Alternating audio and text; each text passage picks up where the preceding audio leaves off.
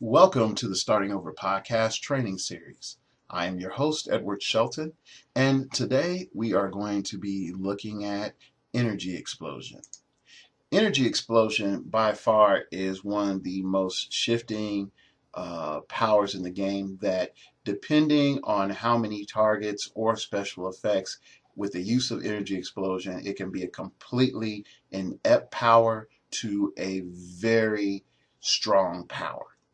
All right. What I want you to do is open up your pack again, and I'm going to read Energy Explosion. Energy Explosion. Give this character a ranged combat action to make an attack that deals no damage.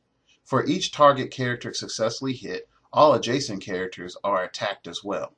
Each character hit is dealt damage equal to the number of times it was hit by this attack. Characters adjacent to multiple targets might be hit more than once. Critical hits deal one additional damage to all characters hit. Okay, so let's try to unravel energy explosion and how best to use it.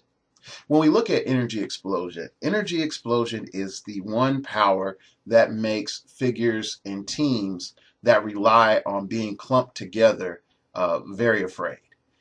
Definitely if you're able to have an energy explosion on targets that don't have any form of damage reduction.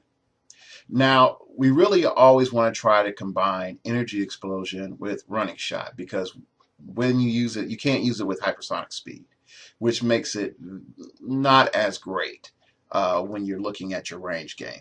The other thing is that with energy explosion, let's say you can make a T formation in your head of HeroClix figures. So we're going to have 4 figures. So we're going to have 3 across and 1 back in the middle. Okay, so we've made a T. Now, with that T, if I target the dead center figure with energy explosion, it would not only deal damage to that one figure in the center, but it would deal 1 damage to each adjacent figure. So all 4 figures would be dealt 1 damage if they had no damage reduction. Now, where energy explosion starts to come into a disadvantage is when you start dealing with powers like toughness, invulnerability, and impervious. You can reduce the damage of energy explosion down so that you don't take any damage.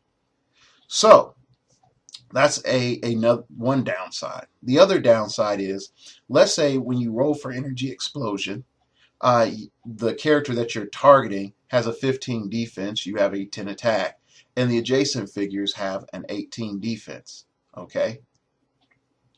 If you roll and you're able to say you roll a 6 total, and you're able to hit that 15 defense character, but you have to successfully hit all adjacent figures, which means that you won't be able to do damage to the other figures. Now, the main reason I say this is that if we go back and pay attention to the wording of the power, it says this line specifically, for each target character successfully hit, all adjacent characters are attacked as well. When you attack a character, you still have to make that roll. So if you target that character with a 15 defense, you roll a 6 with your 10 attack, you wouldn't hit those 3 other 18 defense adjacent. Okay? Now, let's really look at the main strengths that energy explosion can provide us. Strength number 1. If we're dealing with a team that has little to no damage reduction, that is clumped together, energy explosion can allow us to do a nice burst of damage. The other thing that we can look at is that we have a figure that has 2 targets.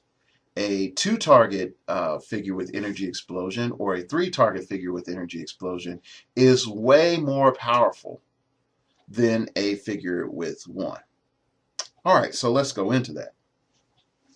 If I target, let's say this time I'm going to give you a visual analysis.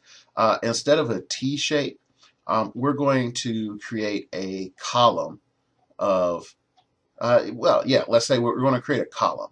It's going to be 6 HeroClix figures. None of them have damage reduction. Okay? And what we're going to do is that we're going to do them in 2 rows of 3, okay? So that when the running shot energy explosion happens, or just better yet, when the energy explosion action happens, we're able to target 2 of 3 figures, okay?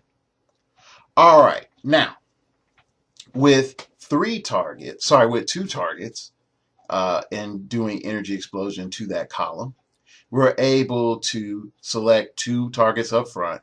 And let's say in these examples that we automatically hit. Okay, so we would deal 1 damage the first time around to each adjacent figure. And so we'll target the center and the one to the left just to make it really easy.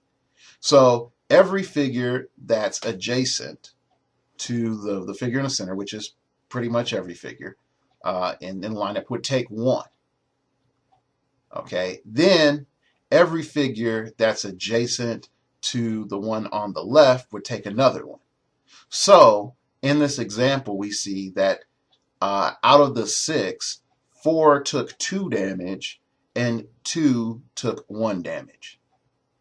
Okay, now if we expand our number of targets up to 3, all right, and we're able to target that whole entire front line, we encounter something quite different, okay?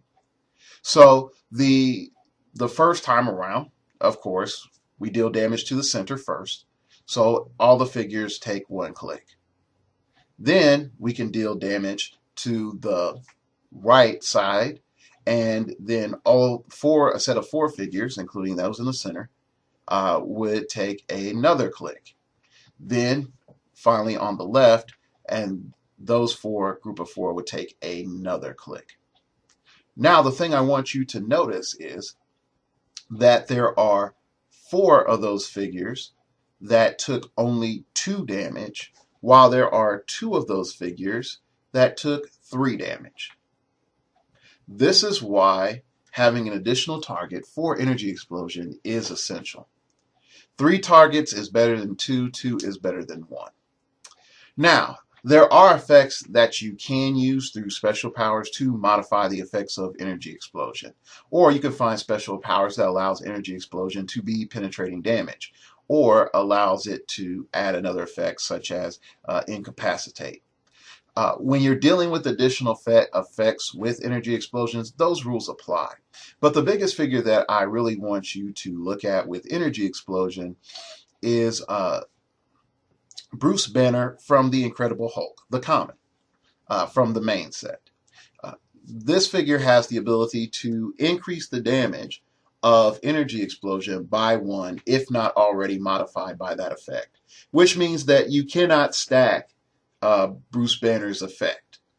This means that your base damage of energy explosion is no longer 1, but 2.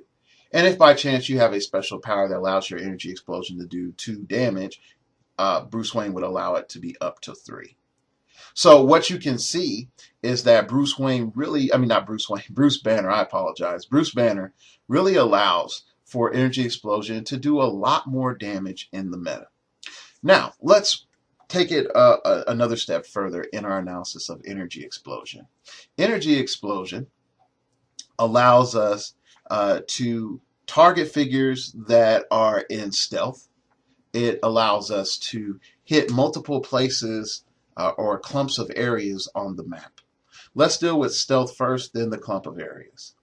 If you have 1 exposed figure and then another figure that is in stealth, and the stealth figure has been bothering you the entire game, and the stealth figure does not have damage reduction, energy explosion is quite useful as a means of dealing damage to that stealth figure. So what you would do is you would target the exposed figure that you could see with energy explosion. Whether or not that you can do damage to that figure is irrelevant. No matter what, there is going to be splash damage, and that splash damage will hit that stealth figure. Next, we can look at a situation where our opponent has spread out a little bit. And let's say we have a figure with 3 target energy explosion, and that 6-man formation that we were talking about earlier was broken up into clumps of 3. So we see a clump of 3 in one area and a clump of 3 in the other.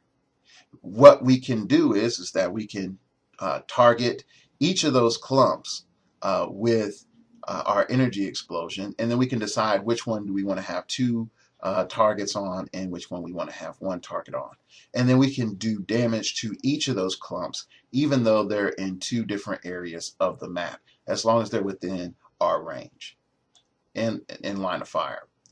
So those are things that we really want to consider with energy explosion.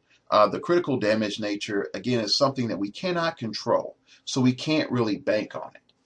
But it is something that is nice, even more nicer if we have Bruce Banner with us. Okay? So what I want you to do is I want you to play a game with energy explosion on one figure and decide how you want to support that figure.